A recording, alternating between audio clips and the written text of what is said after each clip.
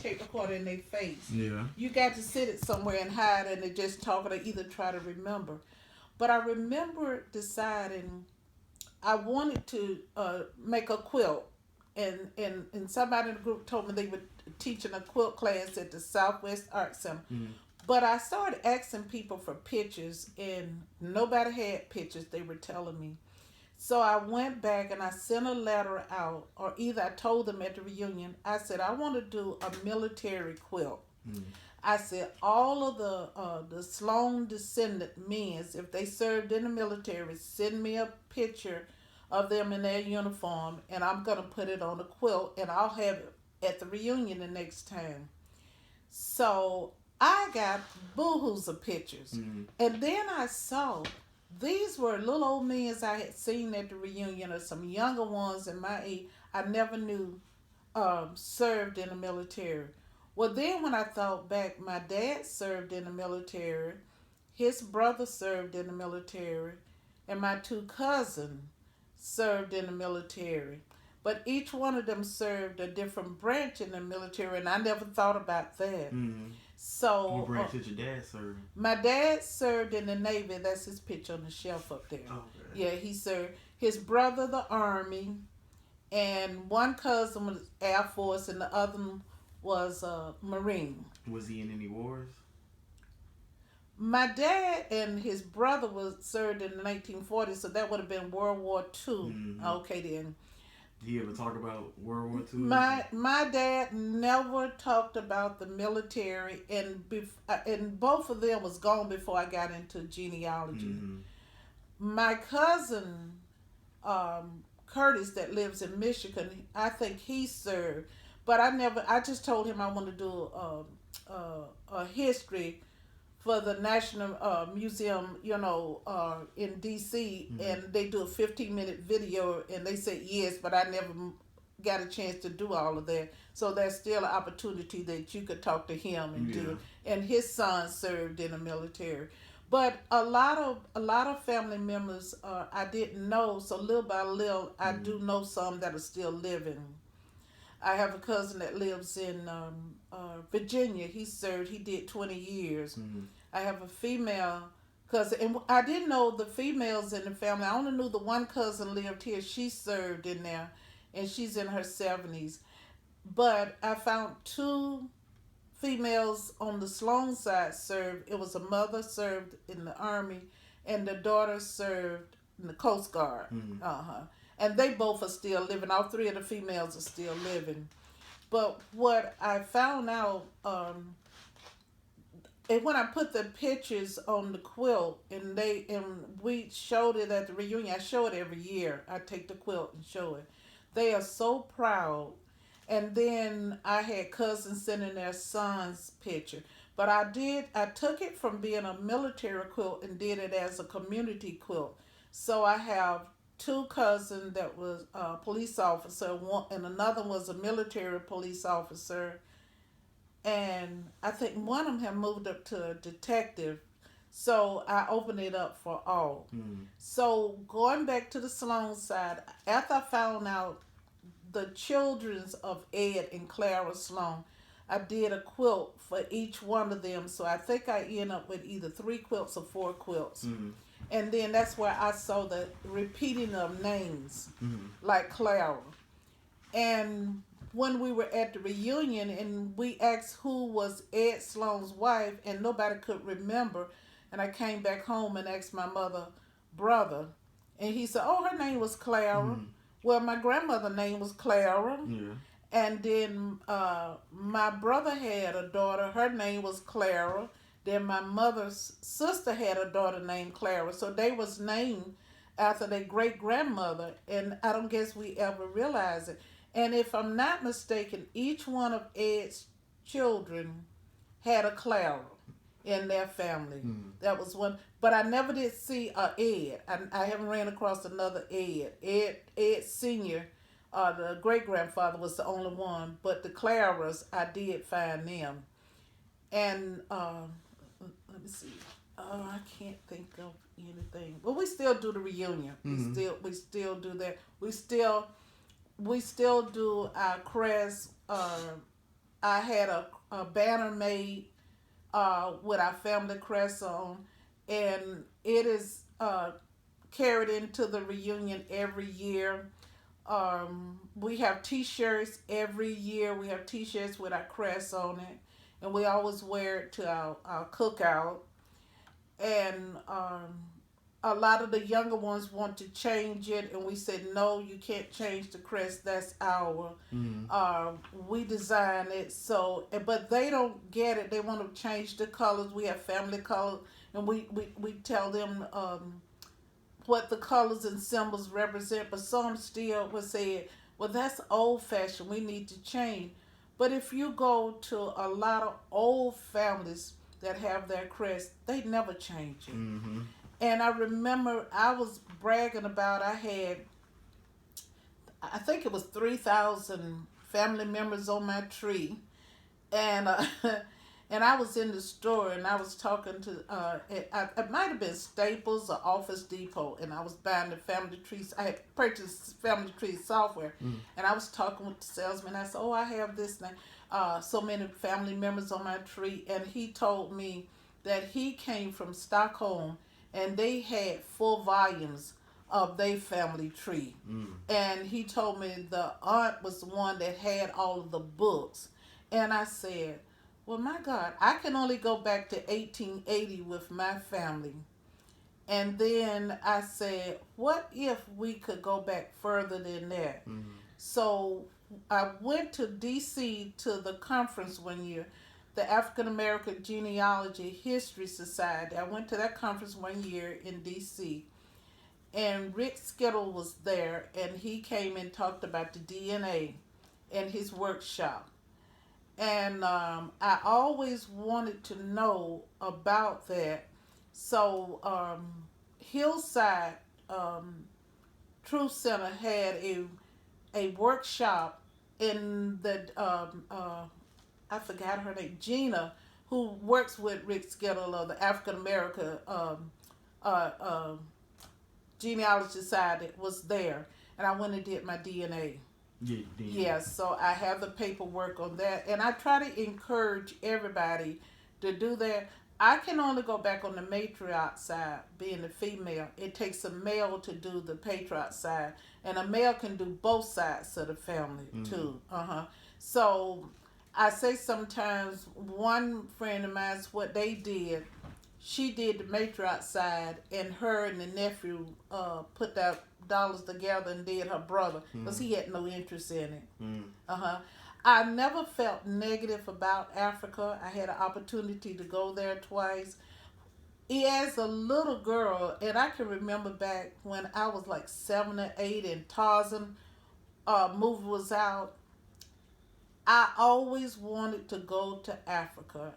And one thing that always puzzled me, how could a man who was white that was left in Africa, he knew everything more about Africa, and he was the king, and the ones that was born there who was African, he could overpower them, and he was just smarter. And I just knew that was lopsided with that history. Even at So early yeah, age, at an early age, I always knew that was it's some. When I had an opportunity to go to Africa, I went to Ghana and I went to Zimbabwe. I totally enjoyed my trips. I lived in the homes with African families. I went to church with them. They know their history. That was one thing. Ghana was the most eye-opening part of the trip because that was our leisure time. We got a chance to go to the museum. We went to W.D. Du Bois' home. We went to his graveside, which is on his home ground. They have taken his home and made it like a museum, so you go in it. They know their history. Yeah, I just finished that book you gave me. Oh yeah. I got it there. I got a little souvenir. I really enjoyed it. That's one family trip I wish we would do. Just fly into one of those areas. But Ghana would be one that I would like to go to.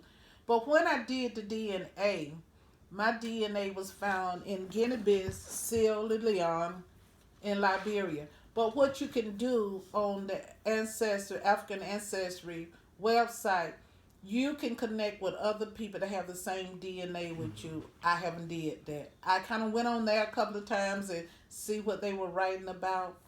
But one of the genealogy group, I can't remember where he found his DNA, but he went there. Mm-hmm.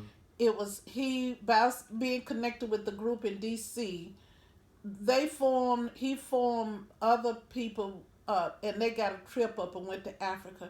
And when he went, he said they treated him like he was a little king. Mm-hmm. And one of the ladies, she's a librarian in Virginia, she took her 16-year-old son, and she said that she was having some discipline problems with him, and her husband agreed to take him with them over there.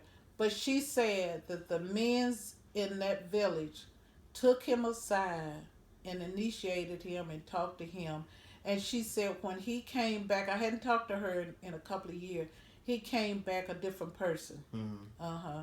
From them talking to him. And I think it's to the part that when you look at TV or read or hear people say things nowadays, you're made to feel or try to be made to feel less than who you really are. And when you go there, I remember this man said, we don't name our children after anybody. We name them after people of good conduct. Mm-hmm. He said, because that's a name that they have to carry. And he talked about how many days after a child is born, the father names the child, but the child has part of the father name. It's a reason that child has that name, and they know the meaning Mm-hmm. of their name. The family that I stayed with in Zimbabwe, and I stayed with them a week, they had two boys and one girl. And by apartheid ending, they had a nice home. They had a swimming pool in their yard. But I noticed that all of the homes had high walls around them. Mm. So you had to get out and either had to remote to open the gate, or you had to get out and unlock the gate to get inside. So like each home was like a compound. Mm-hmm. Uh-huh. So I did know that. But one thing that I remember of this family, on the last day that I was going to be with, the last night that I stayed with them because we were leaving out to come home the next day, they serenaded me with song. And the whole family, the kids were so manable, the family. But the father told me, the mother worked at the bank, and the father owned his computer shop. Mm-hmm. And he would fly in and out of Miami, where he would come and get computers that needed repair and take them back to Africa. And he had a business where his workers repaired them and then he sold Mm-hmm. them. But he said he was concerned about the integration that he would his village would no longer be. And when he said the integration, because he came from one village and his wife came from another, and he said when a family member died, whichever side uh, passed, they come to the house and stay with the family until they're buried. Mm-hmm. Somebody from, like if it was he died, somebody from his side of the family would come there and stay at the house until he's buried.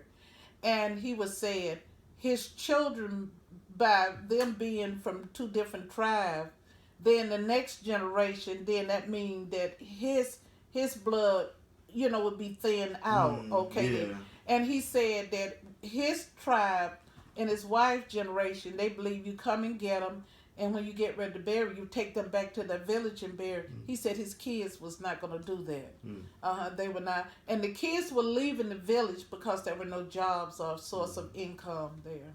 So were you able to trace to what village we I or haven't. a different tribe that we came from? Yeah. They with the DNA, they tell you the name and the tribes and all of that. I think it's on that paper. Mm. And what I did, I Google it and see where it was, what their belief. Most of them was Muslim. Not all the tribes. Most of the Africans are Muslim. They're not Christian. And their flags and all of that. I'll go in sometime and Google that. But I always look and say, like in South Carolina, okay, a lot of the Africans was for Sierra de Leone. Mm-hmm. Well, it's a place over in South Carolina where they were talking about in Abbeville. The Africans there, they were good with the wood carving and all of that. Mm-hmm. So, and I said, oh, now you figure out how we do certain things. Mm-hmm. But when you go to Africa, you will see people that look like your mom, your uncle, your friend, or whatever like that until they open their mouth up, Mm-hmm. and you can't understand.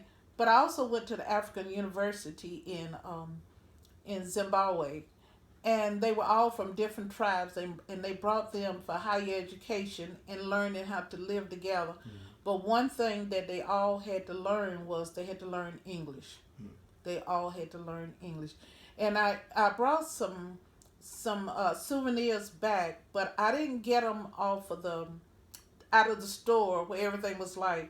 They took us to maybe a center where the people were learning the art and all that they did, and so I bought from them. I didn't get it off of the street, but they were. And then I went. They believe in bottling, which you mean swapping out. And one guy when we went to this market, they call you auntie if you have white hair, and the other they call you sister. And he would say, "Come over here, sister, and buy something from this sister." He didn't encourage you to just stay with one person. Yeah, that was selling. He would take you to different ones, and they would swap out. That was really good. Going back to the, I guess when you go into some of the Martin Luther King services, how was that impactful in your life? How was that? Well, how that affected? That was in the '60s, and so the way you see him do speeches, he preaches like a Baptist preacher about. I've always been involved in church, even when I was in Chicago. That was one requirement in the family. In Chicago and here, we had to go to church. So that's always been embedded in me about church. But what I do now, I take it a step further to find out how that affects your life and how the beliefs are. And when I went to Africa, it was still church. And when it was 9 women, which was unique, and they said that they had not in Zimbabwe. The pastors came and got us and all. There never had been 9 black women to come there. There were always blacks came, but not 9 black women, and it was more whites that came. And they honored us. And the couple that I stayed with, I went to their church that Sunday, and I didn't know it. I had to get up and tell about myself, and then somebody had to interpret what I was saying, so I had to learn to slow my speech down. But I didn't have a bad time in Africa. They were very hospitable. They were glad to see us. It was like they celebrated us everywhere we went. We had it was me and one other lady. We was a business part. There were 2 nurses and 2 educators. I think a minister, and I forgot all of that. We went from the low school up to like the school you stay there all the time. Okay, we went to all these different little cities. Every morning we left out at 6 o'clock in the morning, and we never came back to Zimbabwe till maybe 11 o'clock at night. They drove. They had a van, and we just went everywhere. That was when you would be going down this 2-lane highway, and you would see elephants walking over in the fields, and giraffes and zebra. You did see it, but it wasn't jungle because there were houses there. And I remember one family I stayed with. He was an engineer, and they had made this man-made lake. I guess that's what I call it. That where he lived close by, and it separated the village because some didn't want to go on the new part. They wanted to stay in the old part. So they had to get the boats to come over to the new part. And I remember we were going now, it was dark when they were taking us to the different houses. But I remember the guy said, "Do you see the hippopotamus?"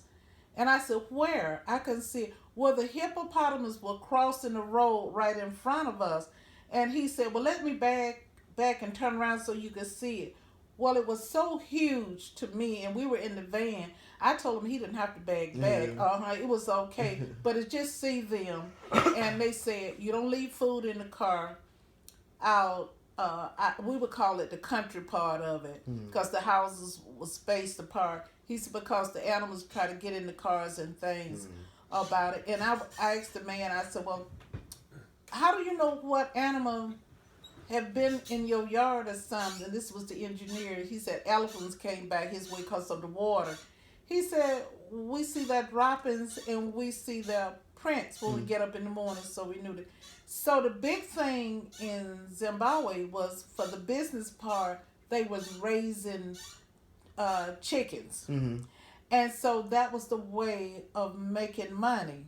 And so this family that I stayed with, his chicken coop was inside the house because if he left it out, the animals would get and eat them. Mm-hmm.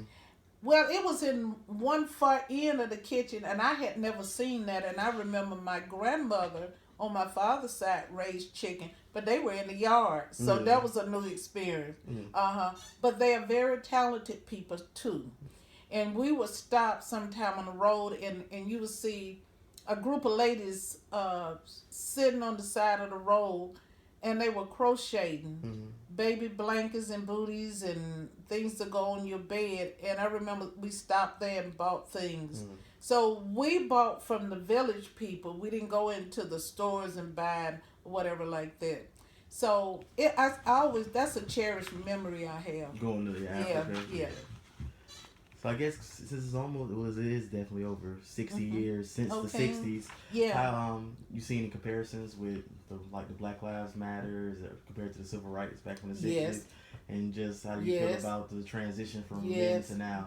Well, what I see, it's never been this good life. And I think sometimes integration affected the black family more so than it did the white family because it spread us out. Our vote is not as strong, as it used to be. And the other part of it is I don't like the temperament of the politics of today with the name calling and all of that. I still believe in staying true to my race. On both sides of the family, we have had intermarriage or whatever like that. We have gays in our family. And I can't separate and say they are different. They're still just family to me. What I look at Obama, it was an achievement that was only a dream. Okay, but I know with Obama, it took a Nelson Mandela, a Martin Luther King, a Jose Williams to achieve this. And so it's my desire now. I do quilts, and I guess my quilts stand for a lifetime because my quilts has a history. Each quilt that I have, I can tell you, is something that affected me in order for me to have a vision and make that quilt. The next quilt that I'm gonna make is gonna be totally different, but it's either going to be named Black Lives Matter or All Lives Matter. And it's going to be a little bit different because I'm going to go from the 60 up to the day and put something about that on the quilt. And it's not going to be all celebrities. It's going to be some on there, but I'm going to put some everyday people on there because I said all lives matter. And it'll be different. So I hope to have that for the Martin Luther King service next year. Do you think we have somebody like I guess a more political person like Martin Luther King, Malcolm X? Do we have those figures now? In 2016, do we have somebody that's representing the dream more per se? I think there's a variety of people. I don't know a lot of the young people by name. It's just conversation. Even some of the political leaders that have been around since then, do you still see I them think making that's an impact? still. I hear people say that was then and this is now. We want to see that. I think you still need it because that's the foundation, and they each one of them had a. I guess it's like family. Father and mothers have a role, children have a role, and grandchildren have a role. Mm. And the part of it is with the grandchildren, you can't forget about the grandparents. You still got to go back and check on them and see Mm. what it's doing. And I think the most important thing is being told to go sit down, and we don't want to hear from you because this is what's going on now. I think all of it, Mm. it matters. And what I look at more, the girls are survivors. The boys, I have concern for them.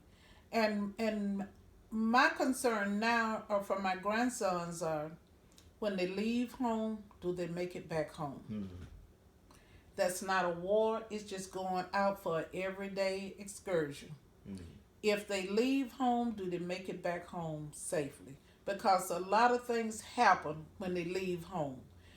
I think that the way the children are today, they are not going to accept the lifestyle of what they say. I guess what disturbs me now is make America great again, and we're going to take back America. What do you mean by that? Mm. Because all of us are immigrants here. Mm. You know, the Native America ought to come back and say, I'm going to take America back. Mm. You know, so they never look at that. So I look at things differently now. But I said, just be mindful and don't forget who you are, Mm. your family roots. It took a maid that I know for me to be where I am and how I think and how I raise my children. Mm. So don't think yourself above them. It took somebody that when Martin Luther King died, you know, he was talking about the garbage man in Memphis. You can't you cannot forget those people. So I don't care how many degrees you get. Don't forget that person. I don't care if she had two kids by two different guys. They still family. Yeah. You need to reach out and love them. And the other part of it was somebody gay.